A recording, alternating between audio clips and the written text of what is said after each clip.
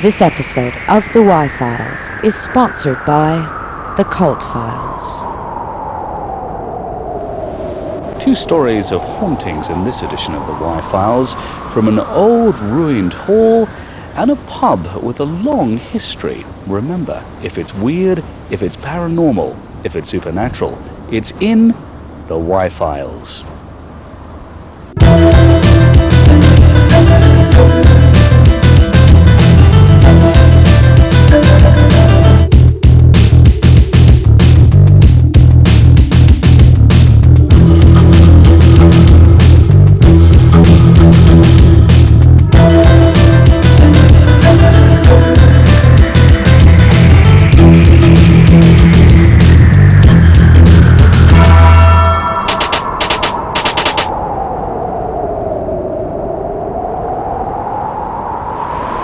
It's a bitterly cold November day, and we've come to the village of Wycoller in Lancashire.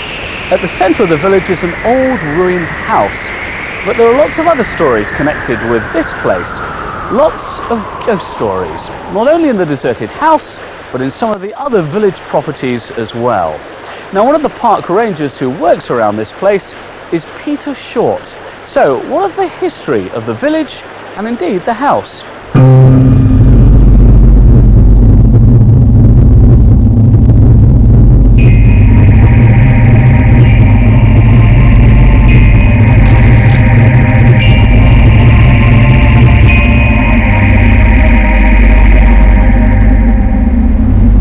The ruined house has got a pretty spooky ghost story, as Peter will tell you. The most famous Wycoller ghost story that we have is the one of the Spectre Horseman. And the story goes that a member of the Cunliffe family that lived here for many generations murdered his wife in one of the upstairs rooms of the house. Unlike today, it appears to be one story, it was 3 stories in height. Anyway, the figure of this horseman, seen on many dark and stormy nights, admittedly only once a year it happens, came down the Dean on his horse, dismounted, went up the stairs. The sound of a woman's screams can be heard, which turned to a groan as the man reappears at the doorway, mounts up on his horse and sets off again up the Dean. And he's said to be attired in the costume of the Stuart period, and the horse with rather sort of shabby trappings on it. But it tends to be when it's rather stormy weather that this horse appears.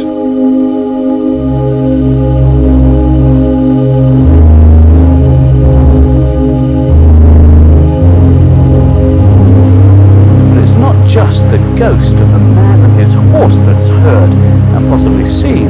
No, his victim too has been spotted, his wife, by a number of people.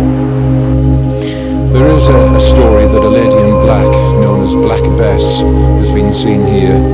It's thought that this lady was the wife of the Cunliffe who actually murdered her, the Spectre Horseman, and she's been seen by a couple of courting couples at the hall. And they were so taken aback by the sudden disappearance of this lady that they rushed off away from the place. On another occasion, at the Packhorse Bridge, some workmen were suddenly aware of this lady in black silk, hence the name Black Bess, going past them, and again suddenly disappeared.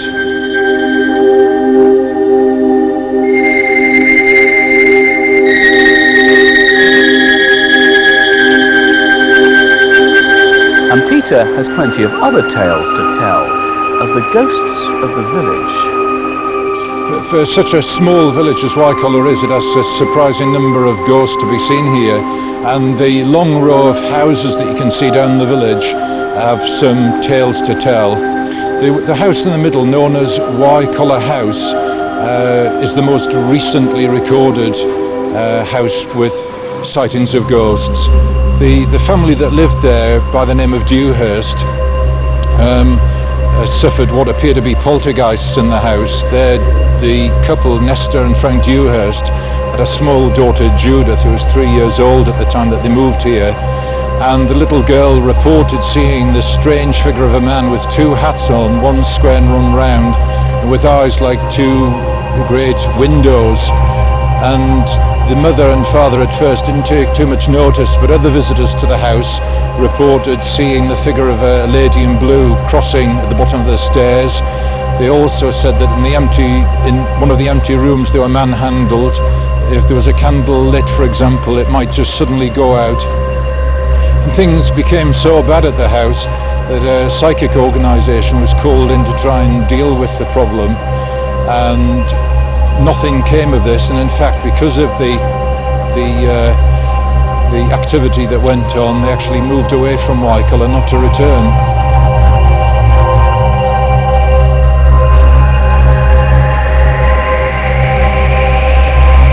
One ghost group decided to spend a night vigil here in the ruins of this house to see what they could discover. And they certainly did discover something, and they managed to capture it on audio tape.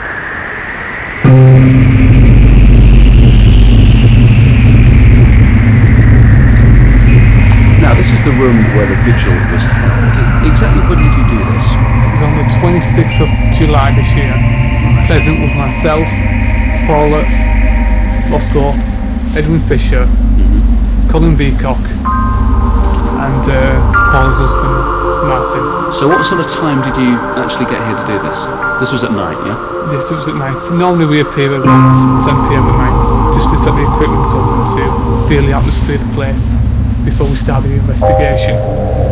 Right, now the tape recorder you sent out on the floor here, and this is in fact pretty much where it was on the night, with a microphone placed in the centre of the room. Yeah? Correct. So, at what point did something actually happen here? Well, I just came in the room with Colin Beacock to activate the equipment, because my job was to activate the tape recorder while Colin's was to activate the central lamp that night. Right. So I started the tape recorder off, and I was just walking away from the tape recorder when Colin was stood behind the wall behind us, ready to activate the central lamp when the whip occurred. I just was in the doorway, ready to leave this part of the ruins that night.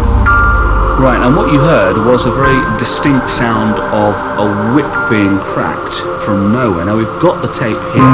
This is the tape recorder, this is the actual tape. So let's take a look at this and listen. If we press the play button here, you'll be able to hear exactly what was recorded on that night at about 11:15.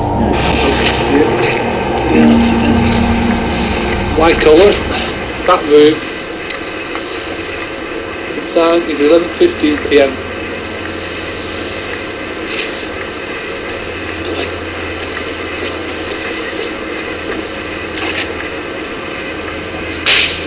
What was that? I mean, what did you all feel after you heard this noise? It must have been amazing. Well, I was over at the back part of the building, right. And first impressions, they said, "What are you doing, Ed?"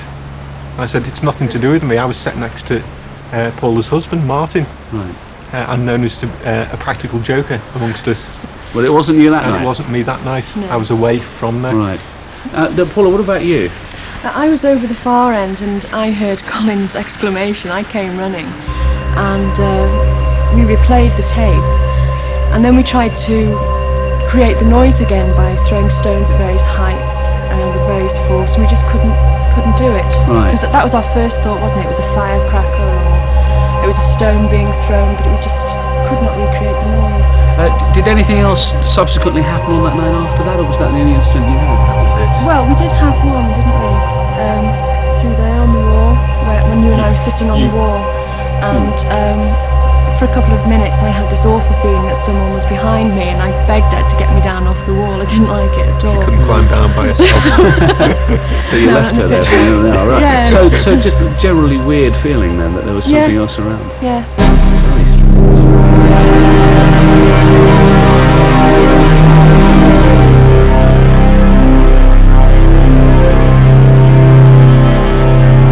In fact, there seem to be a lot of conflicting stories about exactly what happened when the man murdered his wife.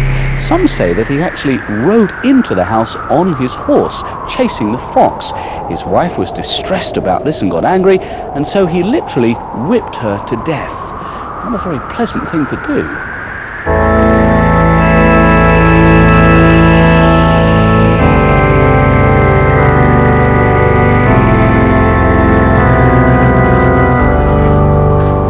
Well, there certainly is a very eerie feeling around this place. not just here in the ruins of the old house, but generally around the village. There seems to be a ghost lurking around just about every corner, and so many people seem to have witnessed strange things around this place. There are ghosts over in the barn, here in the house, and at various points throughout the village in some of the other houses. And what of that recording taken on that July evening of the crack of a whip? I wonder exactly what that was. It certainly ties in with one of the stories connected with the house that we heard about.